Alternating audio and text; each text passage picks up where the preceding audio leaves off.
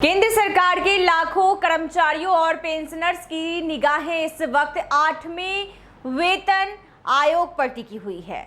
हर बार की तरह इस बार भी उम्मीदें आसमान पर है। किसी को बेसिक सैलरी में बड़ा उछाल चाहिए तो कोई भत्तों में भारी बढ़ोतरी की आस लगाए बैठा है।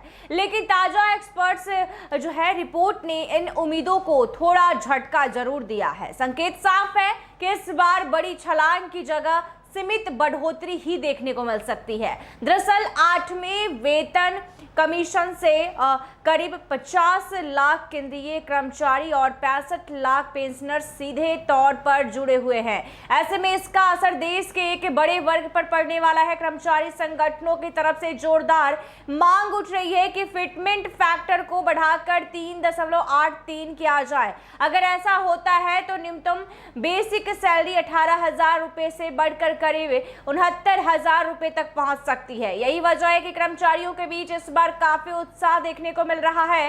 लेकिन दूसरी तरफ एक्सपर्ट्स का आकलन कुछ और ही कहानी बयां कर रहा है। वित्तीय विश्लेषकों और ब्रोकरेज फर्म्स के मुताबिक सरकार इतना बड़ा वित्तीय बोझ उठाने से बच सकती है। रिपोर्ट्स में कहा गया है कि फिटमेंट फैक्टर 1.8 से 2.46 बीच रखा जा सकता है। अगर ऐसा हुआ तो सैलरी में बढ़ोतरी महज 13% से 14% के आसपास ही सीमित रह सकती है। कुछ मामलों में यह बढ़ोतरी 30% तक भी जा सकती है, लेकिन वह सभी कर्मचारियों के लिए समान नहीं होगी। कर्मचारी संगठनों का तर्क है कि पिछले एक दशक में महंगाई तेजी से बढ़ी है। रोजमर्रा की जरूरतों से लेकर शिक्षा, स्वास्थ्य और आवास तक हर चीज महंगी हो चुकी है। ऐसे में सैलरी में बड़ा इजाफा जरूरी है ताकि कर्मचारियों की क्रय शक्ति बनी रहे। ऐसे में बता दें कि जेसीएम का कहना है कि अगर फिटमेंट फैक्टर 3.83 किया जाता है तो न सिर्फ वर्तमान कर्मचारियों को फायदा मिलेगा बल्कि पेंशनर्स को भी अधिक पेंशन का लाभ मिलेगा। आपको बता दें कि साफ तौर पर 8वें वेतन को लेकर ये बड़ी जानकारी हम आप तक पहुंचा रहे हैं कि इसके अलावा कुछ संगठनों जैसे एफएनपीओ ने भी फिटमेंट फैक्टर को 3 से ऊपर ले जाने की मांग रखी है। उनका मानना है कि इससे सरकारी और निजी क्षेत्र के बीच सैलरी का अंतर कम होगा और कर्मचारियों का मनोबल भी बढ़ेगा। हालांकि एक्सपर्ट्स का कहना है कि सरकार को आर्थिक संतुलन बनाए रखना होगा।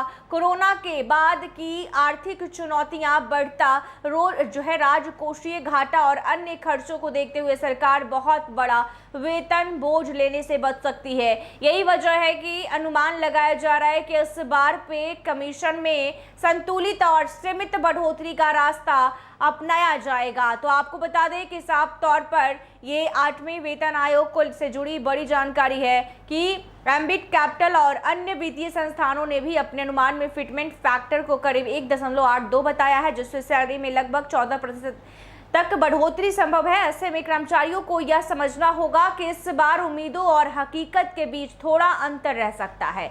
गौरतलब है कि 8वें पे कमीशन का गठन 3 नवंबर 2025 को किया गया था। इस आयोग की अध्यक्षता जस्टिस रंजना प्रकाश देसाई कर रही है, जबकि प्रोफेसर पुलक घोष इसके सदस्य हैं। तो बता दें कि आयोग को अपनी सिफारिशें तैयार करने और सरकार को सौंपने के लिए 18 महीने का समय दिया गया है। ऐसे ही तमाम खबरों के लिए देखते रहें NBC 24। धन्यवाद।